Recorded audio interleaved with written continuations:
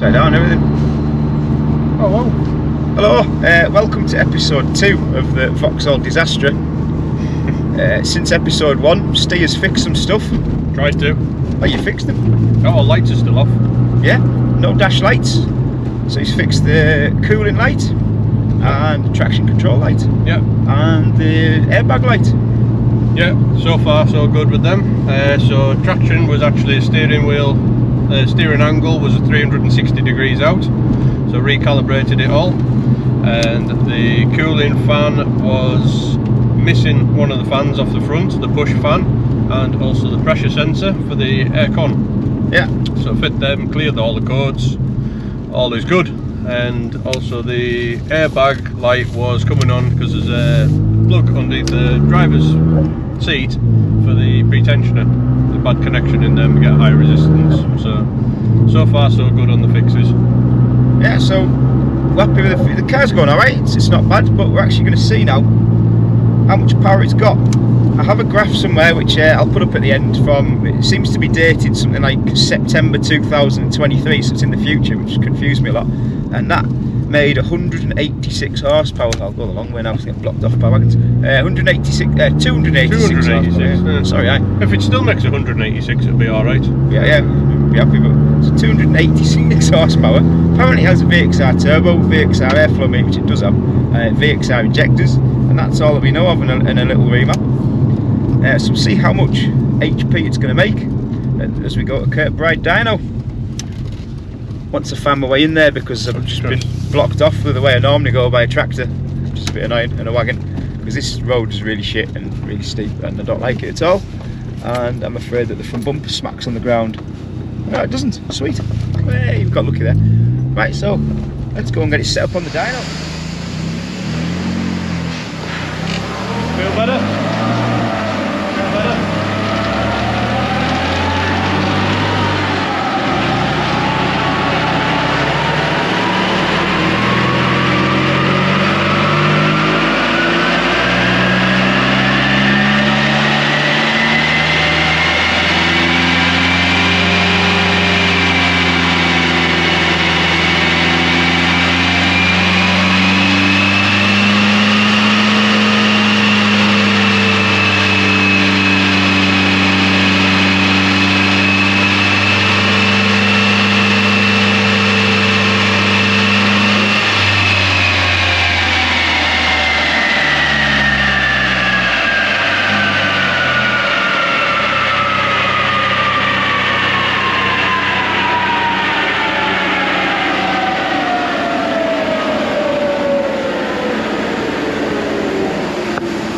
Two horsepower.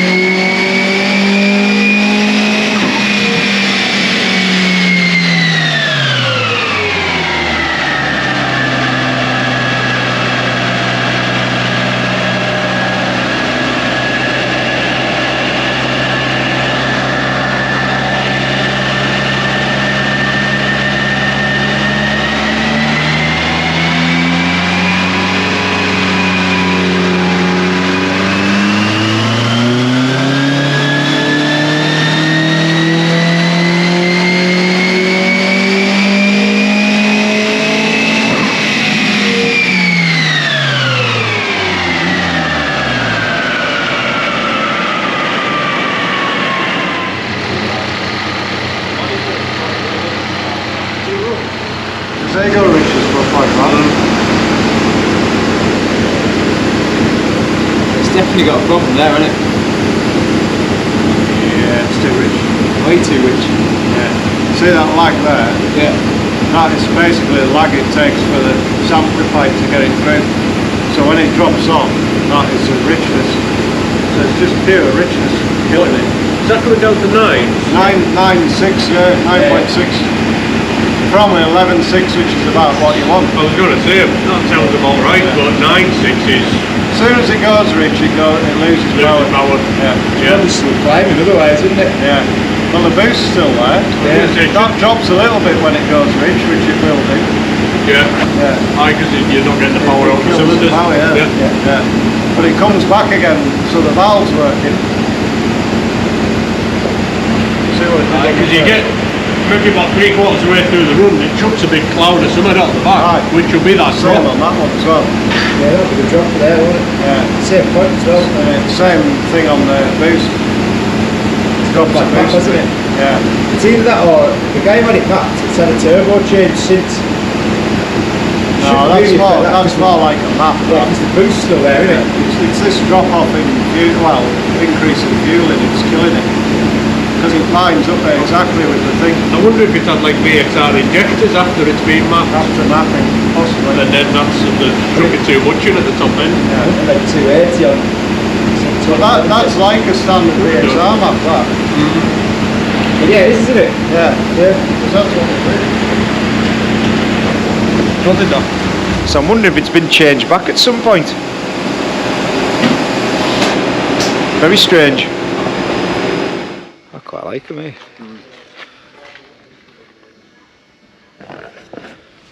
Unfortunately, it's not a monster, but we'll explain that on the way back. Maybe one day though. Probably the worst. Wow, that's Holy shit balls. Right, that lighting, Steve. Right, so holy shit balls. So we've been on the dyno. I'll put the graph up somewhere like that.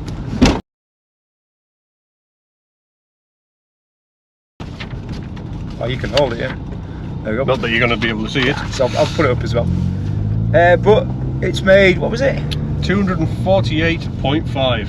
Yeah, and how much torque's? About 260, was it? 292.7 Wow, foot-pound. It's a lot more torque than I was expecting.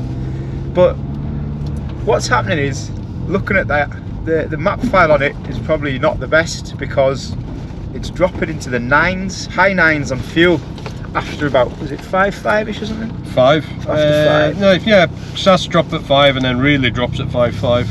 So we're wondering if the map file is different to what it was when it was supposedly made 280, 286. I'll put that graph up as well because I've got a copy of that 286 graph. That'll be up now.